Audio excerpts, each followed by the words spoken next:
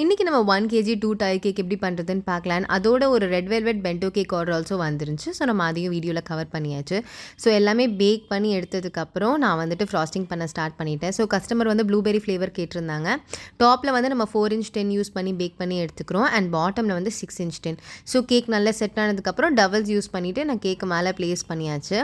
இது வந்துட்டு ஒரு பிரின்சஸ் தீம் கேக் கேட்டிருந்தாங்க. ஸோ மேலே வந்துட்டு நம்ம பிக்சர் அட்டாச் பண்ணிவிட்டு ஒரு குட்டி ஃப்ராக் மாதிரி நம்ம ஆட் பண்ண போகிறோம்.